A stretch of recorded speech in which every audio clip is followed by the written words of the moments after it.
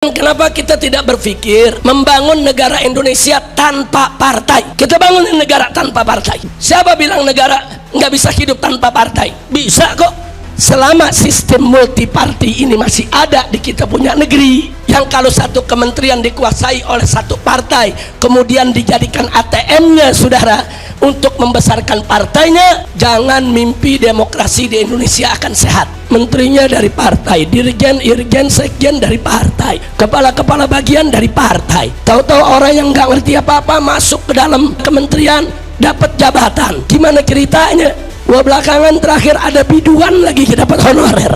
Ini apa ceritanya ini negeri saudara? Ada wacana yang saya sampaikan kepada para politisi, juga kepada para pakar politik. Saya bilang, selama sekian tahun saya memperhatikan peta demokrasi dan gerak politik di Indonesia. Saya melihat yang merusak negeri ini adalah sistem partai politik, sehingga sampai pada akhirnya seorang anggota dewan saudara dari salah satu partai besar mengaku, dan itu viral, bahwa untuk membuat satu undang-undang saudara cukup persetujuan ketua umum partai. Artinya kalau di DPR itu katakan ada 9 partai atau 10 partai, cukup 10 orang itu yang ngatur kita punya negeri.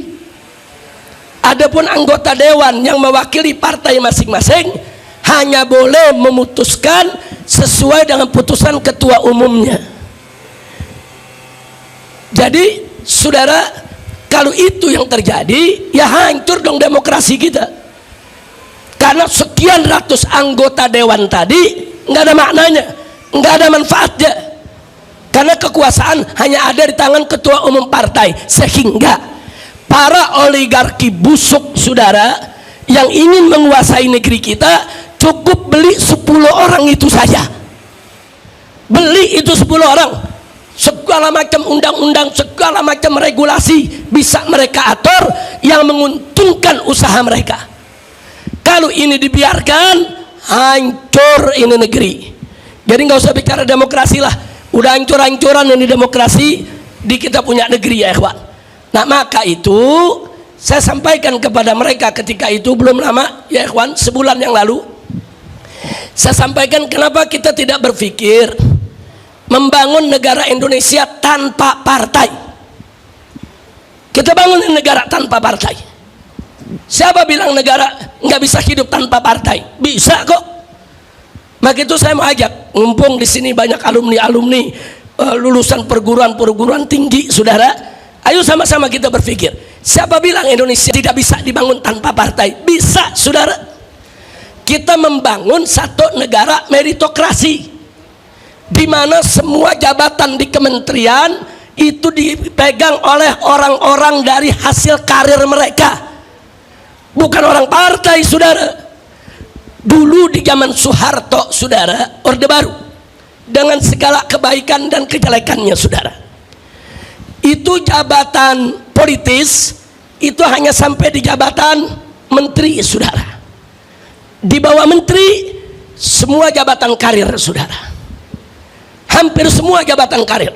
Dirjennya dari karir, irjennya dari karir, sekjennya dari karir, eselon 1, eselon 2 dari karir. Nggak bisa orang luar tiba-tiba masuk saudara jadi dirjen, nggak bisa kalau bukan bidangnya, kalau bukan keahliannya. Ya di tingkat menteri itu jabatan politik, saudara. Tapi sekarang ini udah rusak semua. Bukan hanya tingkat menteri yang jabatan politik, dirjennya, irjennya, sekjennya, saudara, eselon 1, eselon 2 sampai kepala bagian, saudara, sampai kepala bagian semua titipan partai. Dan maaf-maaf, ada kementerian yang dipegang oleh orang partai, saudara, sampai satpam cleaning service dari partai dia, saudara. Apa ini negeri mau diatur begini bagaimana? Makanya tadi maaf saya katakan, selama sistem multiparti ini masih ada di kita punya negeri, yang kalau satu kementerian dikuasai oleh satu partai kemudian dijadikan ATM-nya saudara untuk membesarkan partainya, jangan mimpi demokrasi di Indonesia akan sehat. Nah waktu itu saya sampaikan kenapa kita nggak bubarkan lagi itu semua partai. Terus ada yang nanya, Habib, kalau nanti partai dibubarkan bagaimana milih anggota DPR-nya? Oh gampang, DPD bisa tanpa partai. DPD para senator dipilih dari setiap daerah tanpa partai, calon independen. Kalau DPD bisa, DPR juga mesti bisa dong.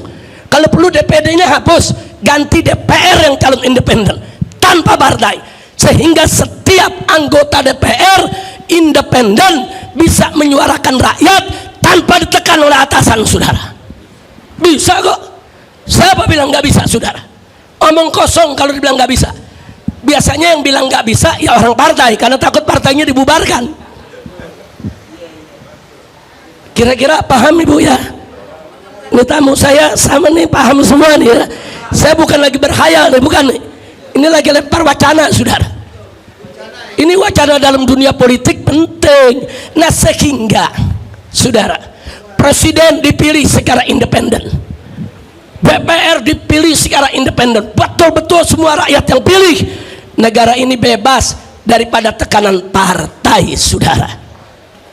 Itu pertama. Baik, andai kata pun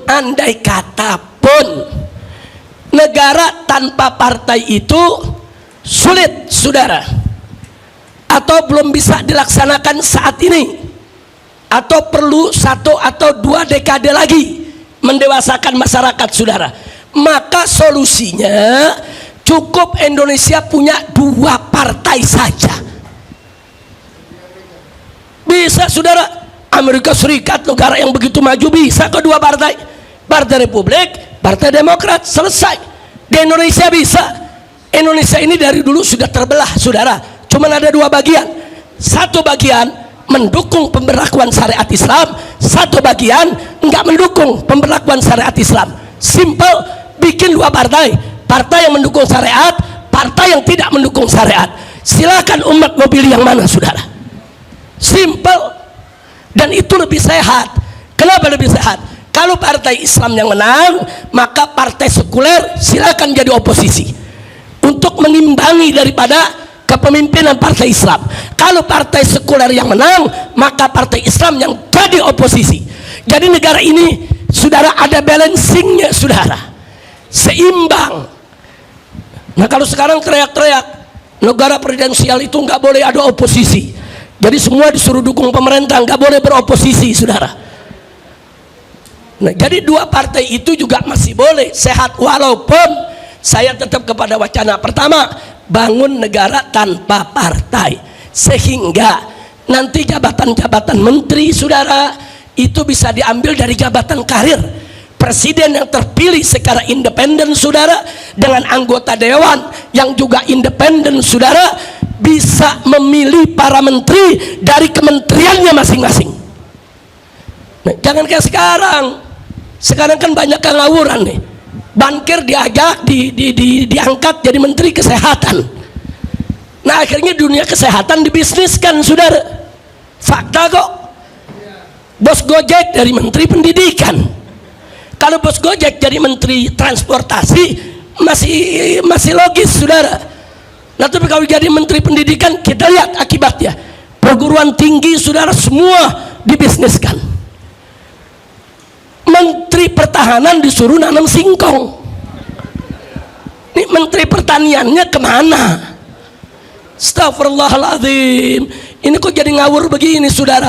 Kenapa? Itu tadi, ini cawe-cawenya partai politik saudara. Semua mau diambil alih oleh partai politik, semua. Mau itu kementerian, mau itu kedutaan besar saudara, mau itu komisaris daripada BUMN, semua mau dibagi-bagi di antara orang partai. Nah, jadi rakyat yang bukan orang partai bagaimana? Nah ini saya pengen ini Prof Laila, kita buat satu pertemuan besar, kita kumpulkan semua para pakar, ayo kita diskusi, nggak apa-apa, ayo kita berdebat, ayo kita argumentasi, ayo kita adu pendapat, ide di sana untuk menyelamatkan kita punya Republik Indonesia, insya Allah.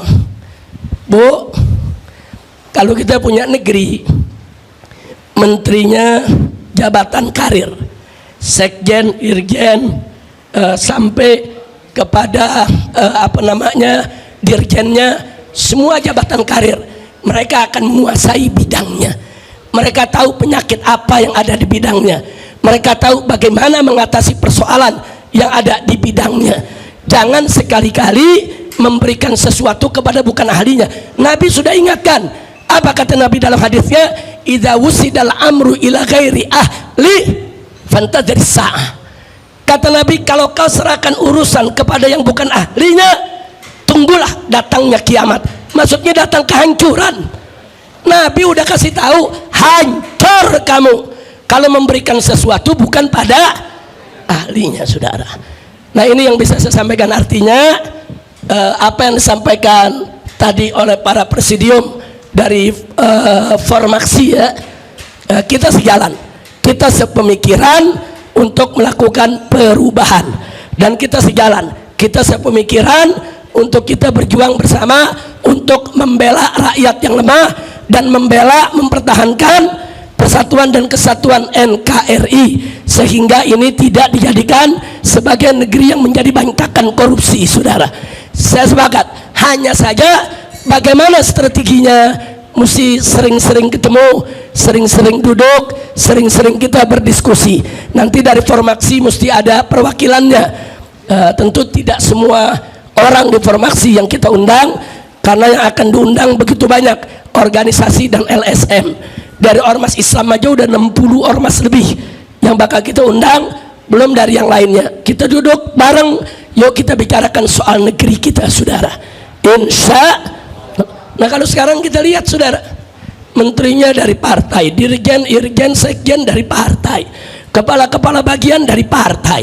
Tahu-tahu orang yang nggak ngerti apa-apa masuk ke dalam, saudara, kementerian, dapat jabatan. Gimana ceritanya?